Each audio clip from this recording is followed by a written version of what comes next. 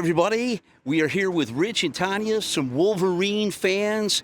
How do you think the Wolverines are going to fare this year, Rich?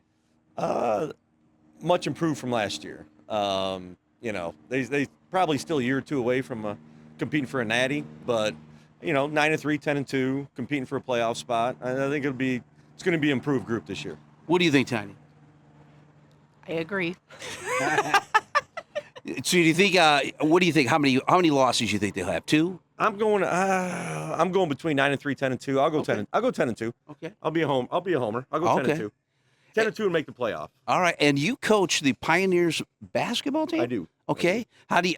I know their Pioneer school is a pretty elite high school, according with football players coming out of there. Yep. How do you think your basketball team's going to do this year? We're gonna have a good team this year. Okay. Very good team this year. Yeah, we'll compete for the league title and the district title at minimum, and then we'll see what happens from there. But yeah, we're a little bit young, but we got a lot of good guards, a lot of shooting, and just enough size that we're gonna compete for the league title in the district at minimum.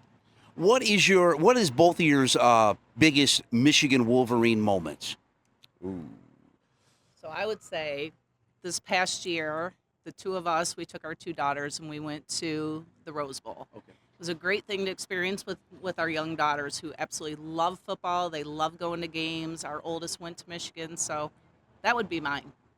So because she kind of stole mine. Mine's right up there. That Rose Bowl win over Alabama a year and a half ago. Sure. But so I'm going to go a little bit old school then.